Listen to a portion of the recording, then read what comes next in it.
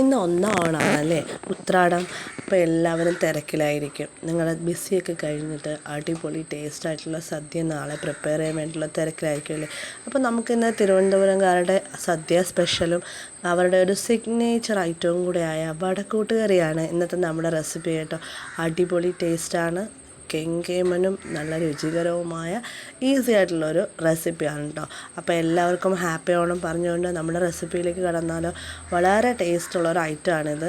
ഞാൻ സദ്യ കഴിക്കാൻ പോയാൽ ആദ്യം തിരയുന്നത് ഇതാണ് കേട്ടോ. ഇതിൽ തന്നെ തിരയുന്നത് അതിൽ കിട്ടുന്ന ആ വടയാണ്. ആ കറിയുടെ കൂടെ ഇങ്ങനെ കുതിർന്ന് വരുമ്പോൾ എന്തൊരു ടേസ്റ്റാണെന്നറിയാമോ.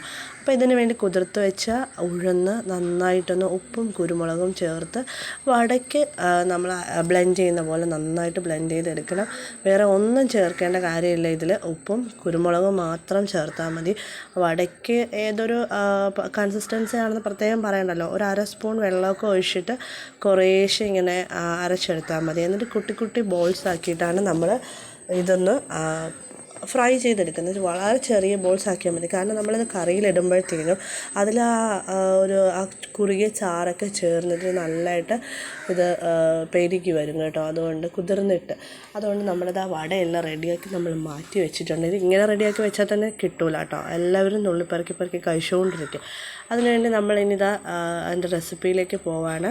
ആദ്യം കടുക് പൊടിച്ച് കറിവേപ്പില ഇട്ടു. ഇത്ര വലിയ സൈസിൽ നമ്മൾ പൊട്ടറ്റോ കട്ട് ചെയ്താണ് ഇട്ട് കൊടുക്കുന്നത്. പിന്നെ ഒരു മീഡിയം സൈസ് സവാളയും ചേർത്ത് പച്ചമുളകും ഉപ്പും ഇത്രയും മാത്രം മതി. ആദ്യം ഇതൊന്ന് നന്നായിട്ട് വഴറ്റിയെടുക്കണം. നല്ല രീതിയിലൊന്ന് റോസ്റ്റായി വരുമ്പോഴത്തേനും ഇതിലേക്ക് മഞ്ഞൾപ്പൊടി, മുളക് പൊടി, മല്ലിപ്പൊടി, പിന്നെ ആവശ്യത്തിന് കുറച്ച് ഗരം മസാല ഇത്രയും കൂടി ചേർത്ത് നന്നായിട്ട് മിക്സ് ചെയ്തെടുക്കണം. എല്ലാ സ്ഥലങ്ങളിലും ഈ ഒരു മിക്സ് ചേരുന്ന വിധത്തിൽ ഇളക്കി യോജിപ്പിച്ച് കൊടുത്തതിന് ശേഷം നമ്മളിതിലേക്ക് തേങ്ങാപ്പാലാണ് ചേർത്ത് കൊടുക്കുന്നത്. വേറെ ഒരു ഐറ്റംസും നമ്മളിതിലോട്ട് ചേർക്കുന്നില്ല. വെള്ളത്തിനായിട്ട് ചൂടുവെള്ളമോ ഒന്നും ചേർത്ത് കൊടുക്കരുത്. തേങ്ങാപ്പാലിൽ കിടന്ന് വേണം ഇതിങ്ങനെ വെന്ത് വരാനായിട്ട്. ഇതിനൊരു 3 ടേസ്റ്റ് കൂട്ടുന്ന ഐറ്റംസ് എന്ന് വെച്ചാൽ തേങ്ങാപ്പാൽ, പിന്നെ ഇനി പുറകെ വരുന്നുണ്ട്. നമുക്ക് നോക്കാം. ഇതൊന്ന് തിളച്ച് നന്നായിട്ട് വരുന്നവരെ മൂടി വെച്ച് വേവിച്ച് കൊടുക്കണം.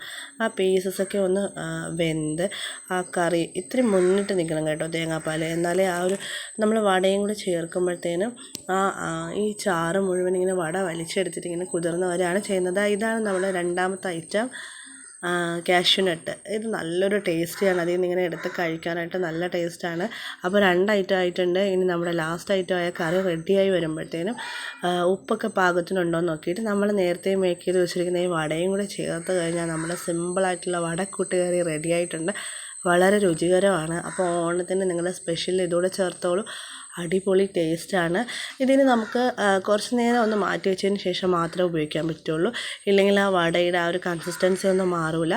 നമ്മൾ സാധാരണ നോർമൽ വട കഴിക്കുന്ന പോലെ തോന്നും കേട്ടോ. കുറച്ച് നേരം ഒന്ന് ആ ചൂടോടുകൂടി അടച്ച് വെച്ചിട്ട് എടുത്തു കഴിഞ്ഞാൽ ആ കുറുകിയ ചാറെല്ലാം അതിലേക്ക് കയറിയിട്ട് അടിപൊളിയായിട്ട് വീർത്ത് കുറുകി നല്ല വലിയ വടയായിട്ട് കിട്ടും. അതിങ്ങനെ ചോറിൻ്റെ കൂടെ എടുത്ത് കഴിക്കാൻ തന്നെ നല്ല ടേസ്റ്റാണ്. ഇത് പറയുമ്പോൾ തന്നെ വായിൽ കപ്പലോടുന്ന രുചിയാണ്.